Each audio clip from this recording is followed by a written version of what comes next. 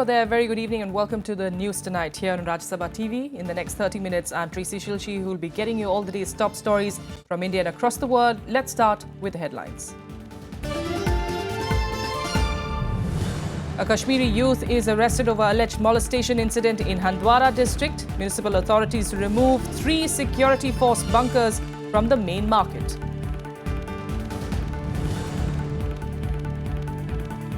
In the wake of protests in Bengaluru, the government rolls back norms to bar the withdrawal of employers' contributions to Provident Fund.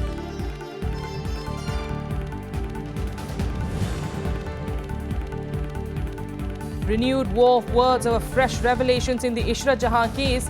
BJP accuses Congress of playing with national security to encourage terror plot to eliminate former Gujarat Chief Minister Narendra Modi.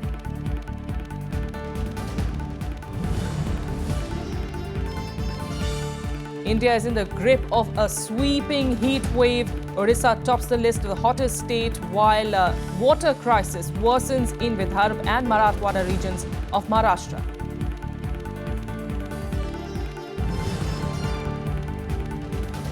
And all eyes on the New York City primary scheduled later tonight. Victory is likely to put Hillary Clinton and Donald Trump closer to securing nominations for the presidential contest.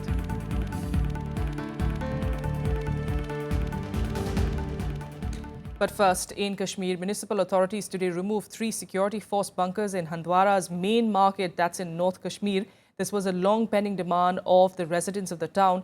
A board was also erected on the premises of the bunker, marking the place for conversion into a public park. The locals, remember, had been demanding removal of the bunkers for quite some time, but the army had said that they were strategically important for the troops. Meanwhile, Jammu and Kashmir police has arrested 1 person in connection with the alleged molestation case of a girl in Handwara. Hilal Ahmed Bande, one of the 2 accused identified, was arrested last night. Curfew in Handwara was meanwhile relaxed and restrictions in Kupwara continued for the 8th consecutive day. No major clashes were, however, reported. तो 133 के तहत इसको गिरा दिया गया क्योंकि building is unsafe है ना. After that the government will take a decision कि क्या करना है इसको. इसके लिए कमेटी बनी हुई है. वो रिपोर्ट जाएगी ऊपर कि भाई क्या करना है. फाइनली पार्क बनाना है कि इसको एक टूरिस्ट फैसिलिटेशन सेंटर बनाए कि खिदमत सेंटर बनाए, है ना. तो अभी ऑप्शन खुले हैं. Meanwhile, Prime Minister Narendra Modi was in Jammu today on a day-long visit. He inaugurated a super speciality hospital in Katra and later attended the 5th convocation ceremony of the Sri Mata Vaishno Devi University. Addressing the students there, Modi said that India is scaling new heights of progress, and with such a youthful population, we can achieve so much more. Listen in. Bharat का इतिहास कहता है कि जब जब मानव जात ज्ञान युग में प्रवेश किया है, भारत ने विश्व का नेतृत्व किया है. 21वीं सदी ज्ञान युग की सदी है. भारत के पास विश्व का नेतृत्व करने के लिए ज्ञान का संपुट है और आप लोग हैं जो उस ज्ञान के वाहक हैं. Prime Minister Narendra Modi addressing the convocation ceremony of Sri Mata Vaishno Devi University in Katra. Modi said with 800 million youths below the age of 35 years, the dream of every young person can become a progress story of this country. 800 million youth का देश जो 35 से कम age group का है,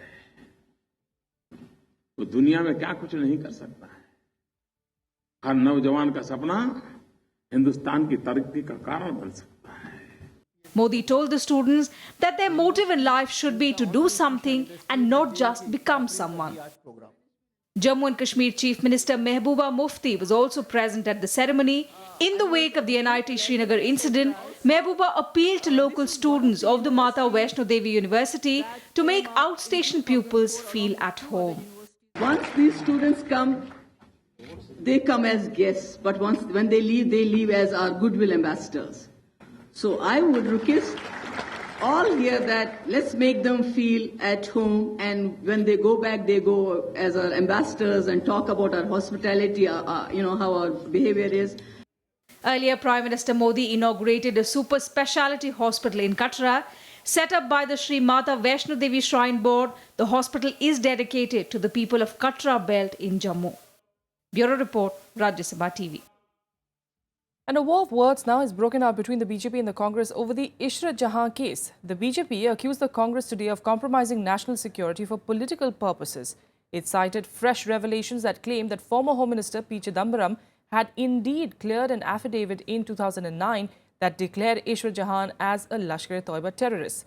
Parliamentary Affairs Minister Venkaiah Naidu said that in trying to frame the then Gujarat Chief Minister Narendra Modi, the Congress had stooped to a new low in politics. The BJP in fact sought an unconditional apology from the Congress. But the Congress has alleged that the BJP is trying to divert the country's attention from the fact that Ishwar Jahan was killed in a fake encounter. It's really astonishing to see that political leaders can stoop down to that level of exonerating terrorists who are determined to harm our national leaders and chief ministers. The Congress must come clean.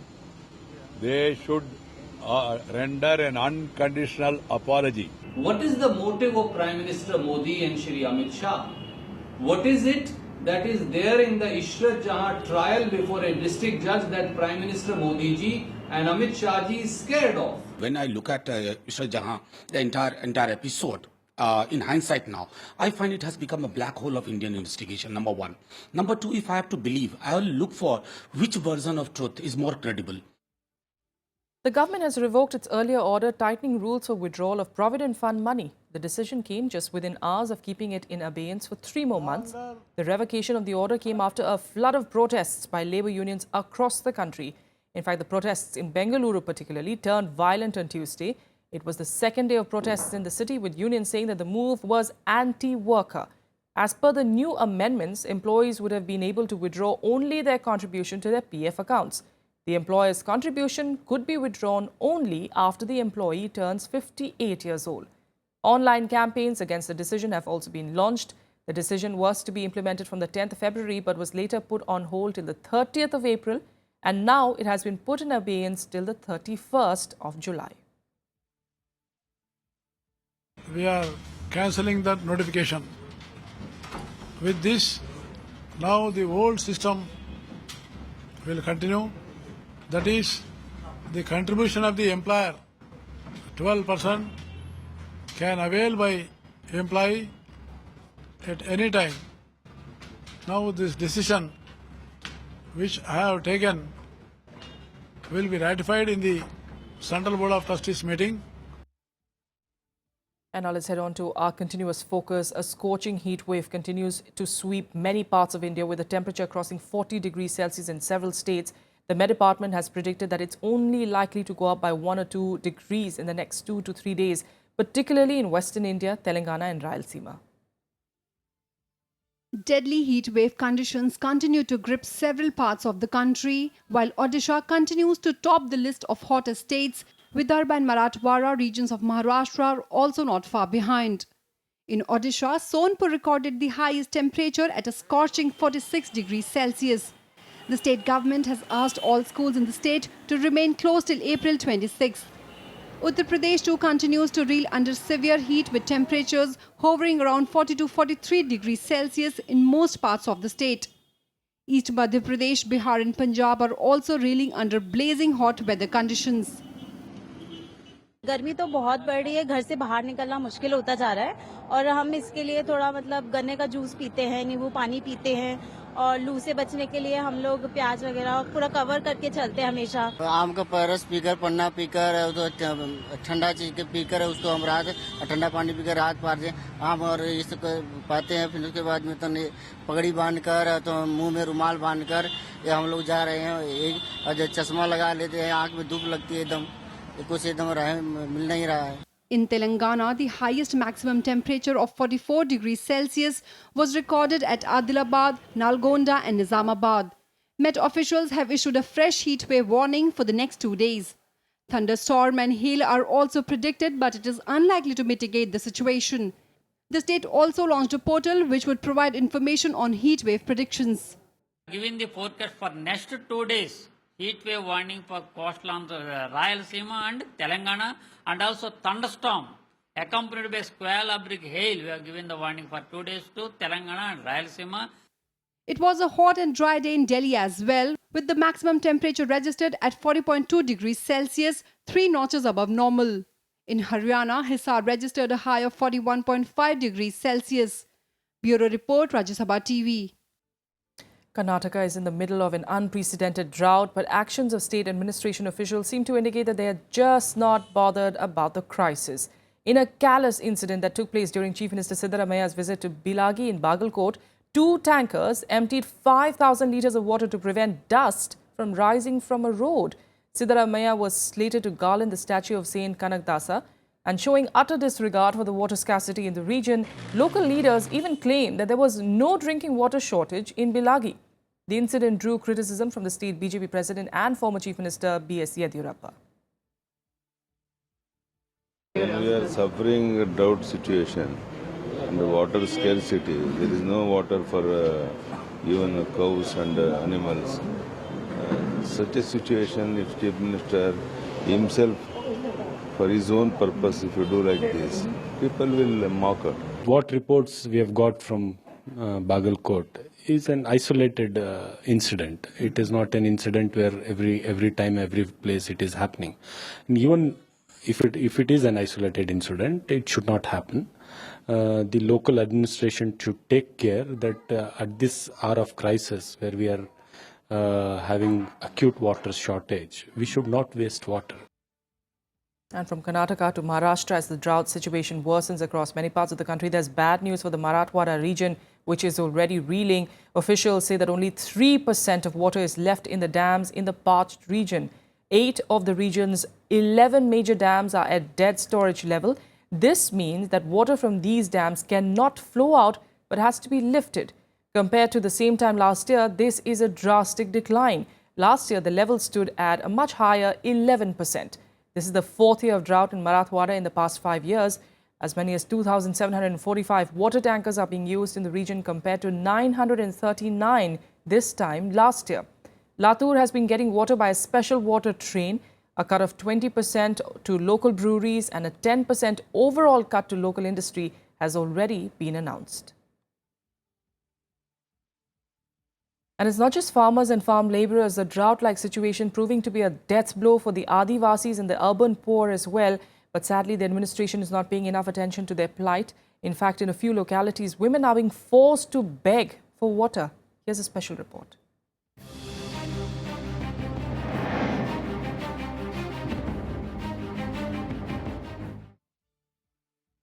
Govindnagar locality near Beed bypass has a population of around 300 people.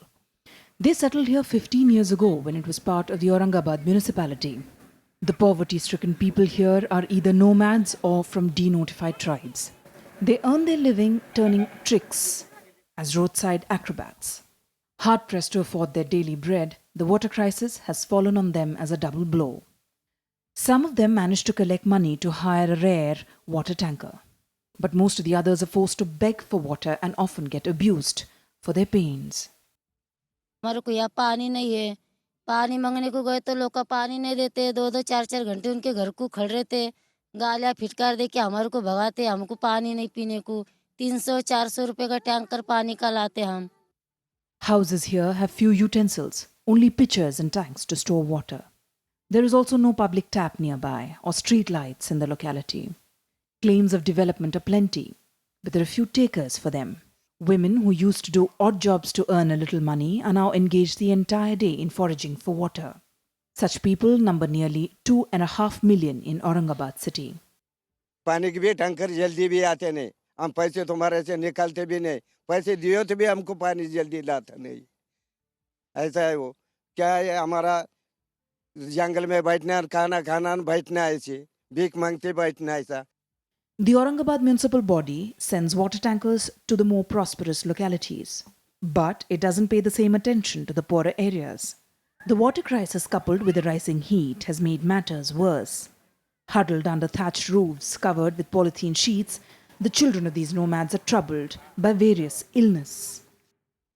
500 रुपए, 1000 रुपए, 700 रुपए बड़ा tank लाते हैं और इधर इनके पास सठाने के लिए बड़े-बड़े ये टाकियां होते हैं, टाकी में पानी उतारते हैं और खुद के जेब से दिन भर भीख मांगेंगे, काम करेंगे, धंधा करेंगे और वो जो मेहनत का पैसा है वो पैसे से टैंकर मंगाते हैं और अपना जीवन बसरा करते हैं. Whether it's the farmers in the villages or the poor in the city, the water crisis is affecting everyone alike, providing no respite even in the city for people who are fleeing the villages in search of a solution. Arvind Kumar Singh's report from Aurangabad for Rajya Sabha TV. And now let's head to some more national news updates in Nationwide. The Supreme Court today pulled up states and union territories for their failure to comply with steps taken for the removal of illegal religious structures from public roads and pavements. The apex court called it an insult to God, giving the states and union territories a final chance with a direction to file an affidavit within 2 weeks. A 2-member bench posted the matter for the second week of May.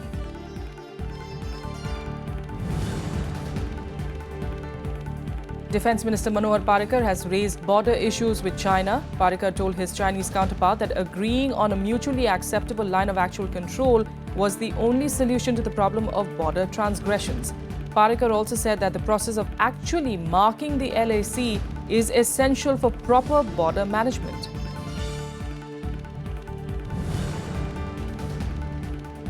After Delhi Chief Minister Arvind Kejriwal's warning against surge pricing during odd-even formula, 18 private cabs in Delhi were impounded for overcharging. Passengers complained of difficulties in booking as fares went as high as 5 times than the normal charge. Uber, after accepting the government's decision, said that this will impact livelihoods of several CNG car drivers. With a quick break here, we'll be back with the international news in a bit. Stay with us.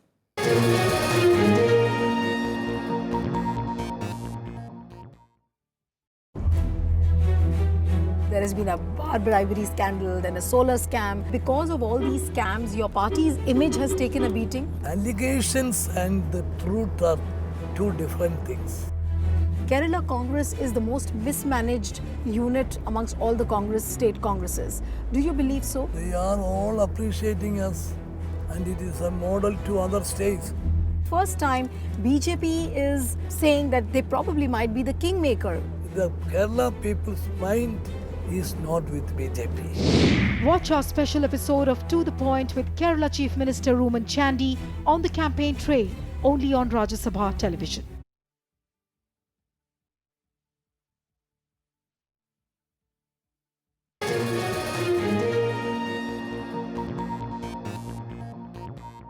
Welcome back. Let's get to some international news now, starting with Kabul, where at least 28 people were killed and over 300 injured in a huge explosion in the Afghan capital.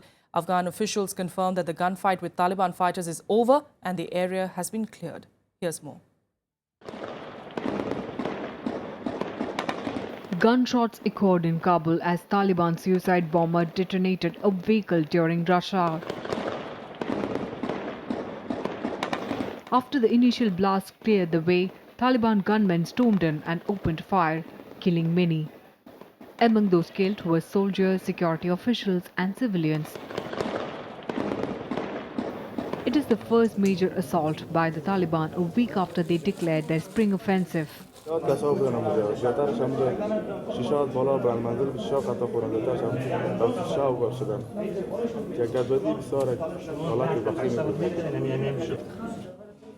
Scores have been wounded as well.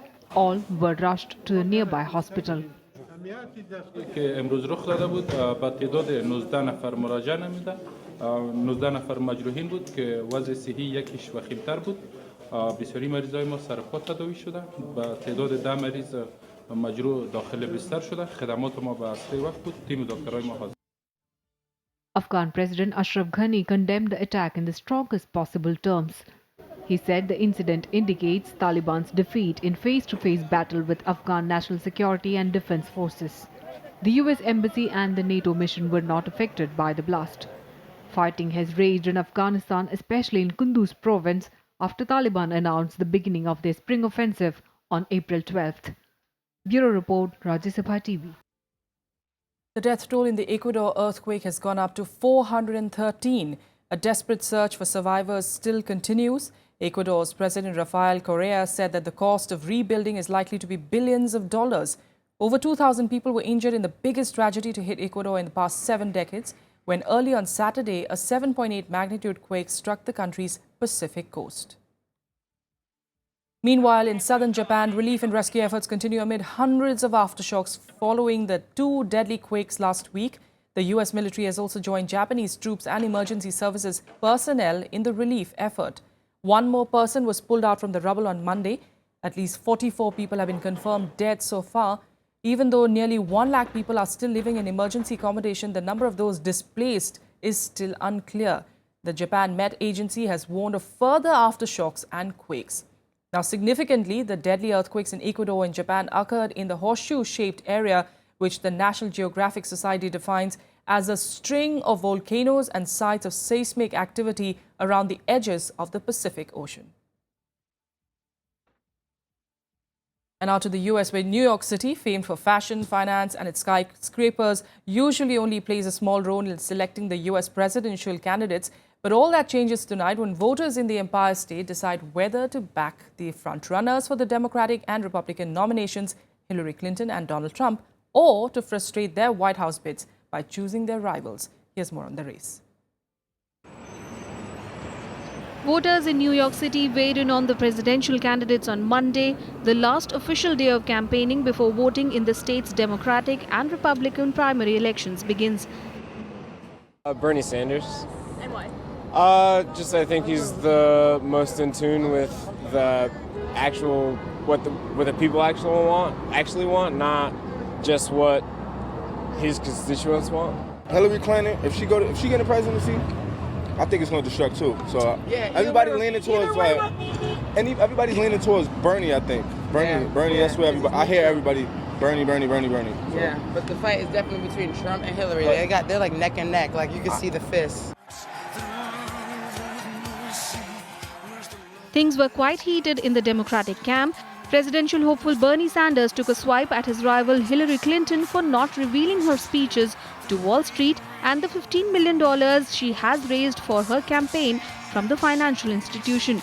I believe when you have a handful of financial institutions in which the top 6 have assets equivalent to 58% of the GDP of this country, when they issue 2/3 of the credit cards and 1/3 of the mortgages, the time is now to break them up. Hillary Clinton is the frontrunner for the Democratic nomination and also the New York primary. She served as senator for the Big Apple between 2001 and 2009. I will not let someone like Donald Trump or Ted Cruz say what he is saying about the people, the hardworking people, including immigrants, but everyone who works hard in New York. Republican frontrunner Donald Trump is on the brink of a huge victory in New York as he has a double-digit lead over his opponents. Trump holds the sway in the upstate rural regions, but is deeply unpopular in the heart of the diverse metropolis. Win, win, win, and we're going to make America great again. America first, folks. America first. Thank you, Buffalo. Thank you. Ted Cruz, on the other hand, is fighting a lost cause. We unite, we will win the general, we will beat Hillary Clinton, and we will turn this country around. Wins in New York will put both Clinton and Trump closer to securing their nominations. They hope big victories in the delegate-rich state will help them regain momentum and overcome criticism about the strength of their campaigns. Bureau Report, Rajya Sabha TV. And now let's get you more international news updates in Global Buzz.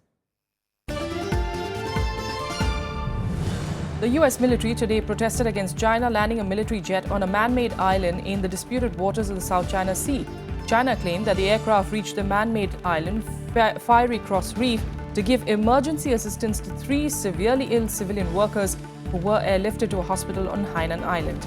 The US opposed the movement, claiming that it was unclear why the Chinese used a military aircraft and not a civilian one.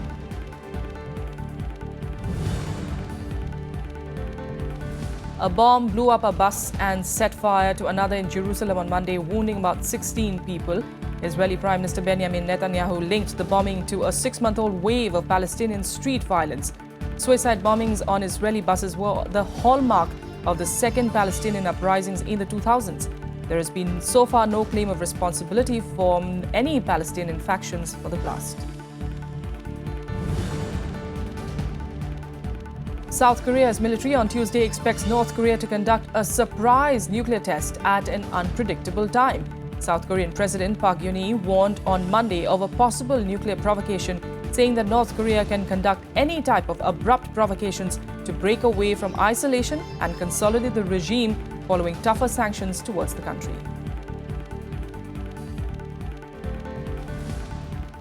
And now let's change tracks. Getting all the latest from the world of sports in Sports Beat. The Pakistan Cricket Board said that it was disappointed at the West Indies Cricket Board's refusal to play a limited over series in Pakistan between September and October this year. The West Indies, who were recently crowned World T20 champions, turned down the request to play a few matches of the full series in Pakistan.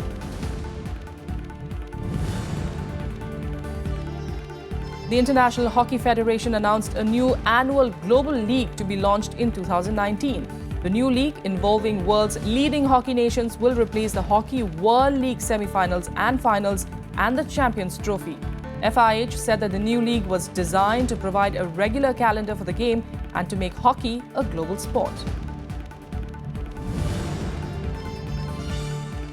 British boxer Nick Blackwell announced on Monday that he will not fight again after sustaining serious head injuries in his British middleweight title loss to Chris Eubank Jr. Blackwell was placed in a coma with bleeding in his skull after his 10th round defeat at London's Wembley Arena on the 26th of March. Tennis players Novak Djokovic and Serena Williams were named Sportsman and Sportswoman of the Year at the annual Laureus World Sports Awards. Both athletes won 3 Grand Slam titles last year. Brazil's Paralympic swimmer Daniel Dias was named Disabled Sportsperson of the Year.